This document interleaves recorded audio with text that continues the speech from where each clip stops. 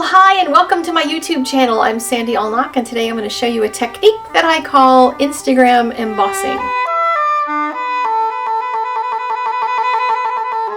I had to come up with some sort of a name for the technique, and since it kind of reminded me of some of those Instagram filters, those ones that pump up the shadows and the edges and kind of create a vignette around an image, I thought that would be a good name for this.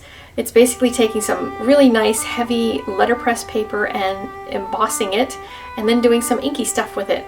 So let's get started and I'll show you what I came up with.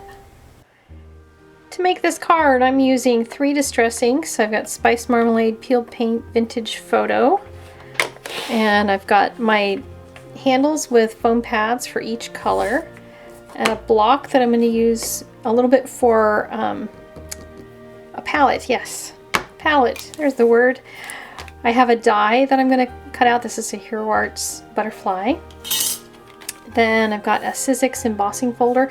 This one has a design on one side, and I've always wondered what you do with the designs with one side, so this one's going to work with that. And the key is going to be this Hero Arts letterpress paper. This stuff is made especially for embossing, and it's really thick and it's got a really nice texture to it, both of which add to the effect on this card. So let's get started. I've got some scratch paper, and I'm going to begin by adding some color to my piece of background paper. Actually, I'm going to cut it first so that it's the size that I want it for the card. I'm going 5 1/8 by 3 7/8 because I want to do some layering on the card itself. So I'm going to start with adding some of this Spice Marmalade to the center. I want to leave the center a little bit brighter,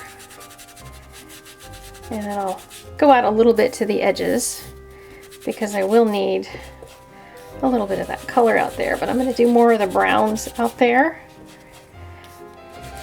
because, you know, on Instagram some of those filters make it extra dark around the edges, so we want to keep the inside this brighter orange color and the outside we want to get a little bit crazy with.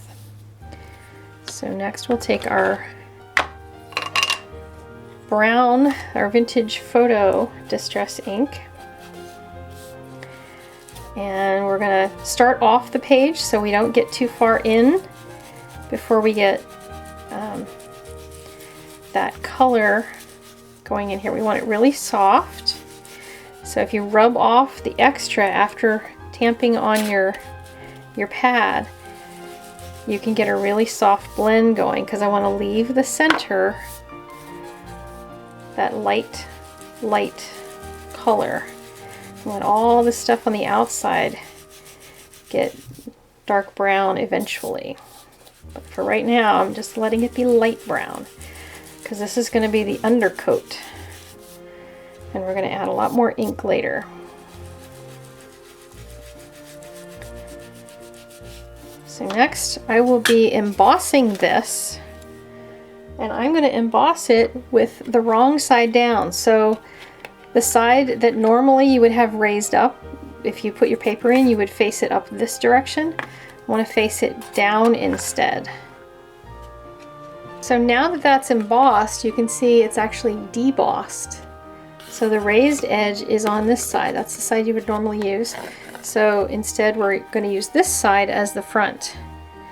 And I'm going to put some of my Vintage Photo ink on here. My pad is not wet enough, so I'm prepared ahead because I want to put some ink on here. I want this to be my palette. And I'm going to mush that around because I want a good bit of ink this time. But I need to, again, make sure that I don't get it real heavily on the interior of the image. And you can see if you tap it on the side, you get a line. So I want to make sure that I don't go getting lines on there. I just want to rub the dark brown so that it starts really getting that edge around each of the areas that are embossed.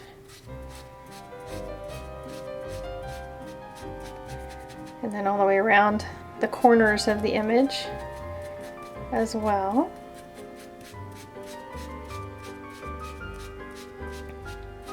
And the more I mush it around, the more burnt in that image starts to look. Because that's what we want, is just that burned in look.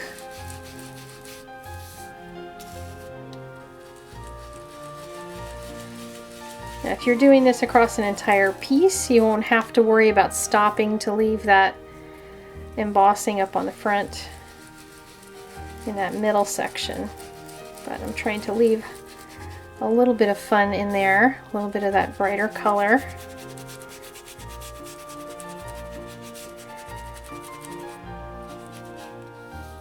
Now I can also take a little bit more of the orangey color, the spiced marmalade,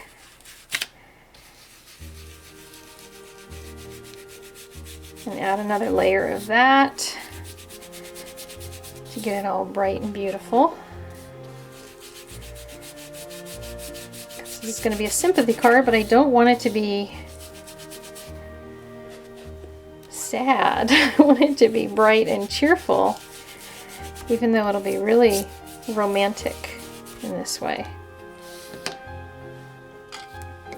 So I'm going to add a little bit more of my vintage photo. And I want to darken the edges just a bit.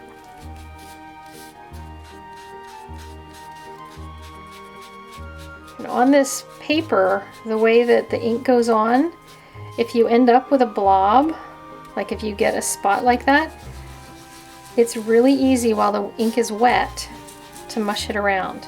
That doesn't always happen on other papers. They'll end up staying that wherever that splooge is, but it doesn't do that on this paper.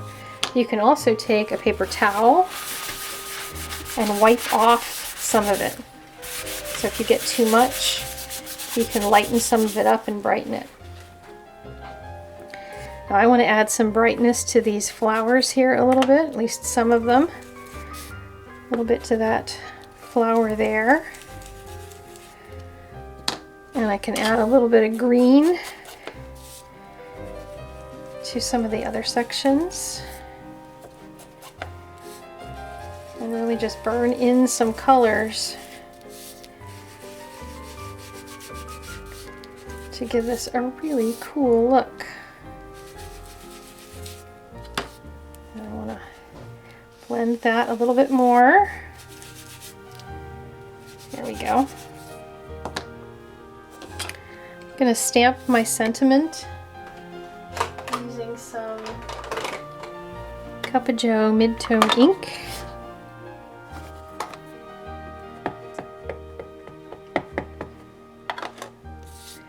I have it on here upside down so I can look from above and try to get it on straight. Whoa.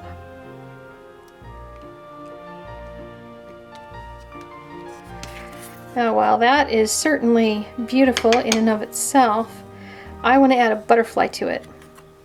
So we're going to start with another piece of this paper, and we're going to start our distressing again. But we're going to first do the orangey in the middle, because we're going to use this butterfly. So we want to plan out our colors. I want the orange in the center and then green wings. So we'll blend the green wings on the side here.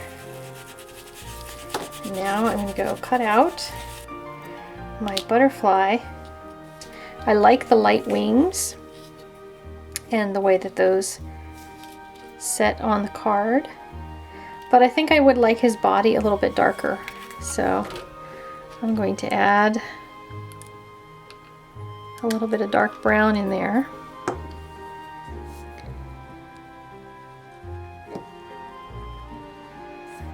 So I'm going to take just the edge and soften that out as much as I can.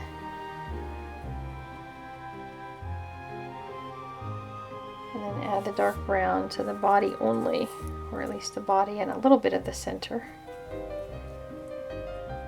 So we have a little darker color, a little more contrast.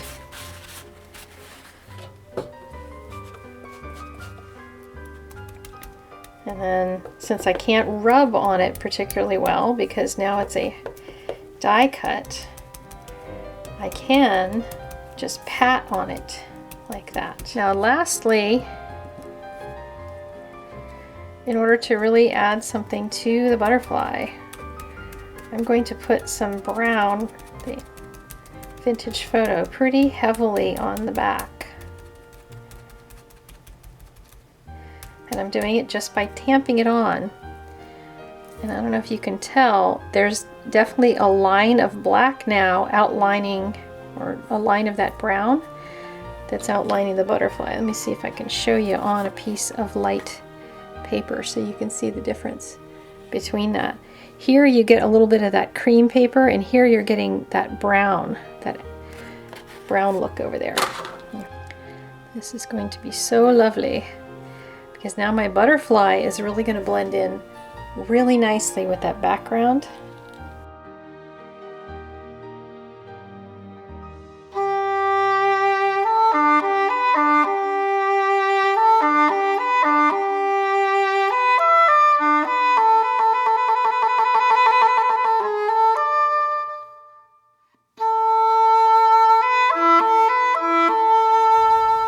Thank you so much for joining me for this video. If you liked it, please click that like button down in the doobly-doo down below. You can hit subscribe while you're there to get lots more videos from me. I put a new one up every Friday.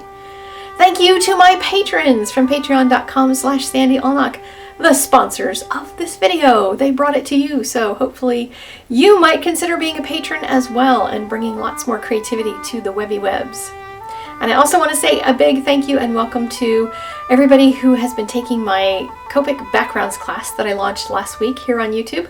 You can click right there to get more information on that class and how you sign up for it. Looks like everybody's having a great time and the technology seems to be holding up for now. Yay for that! Love it when technology cooperates. Thank you so much for spending a couple minutes of your day with me, and I will see you next week. Bye now!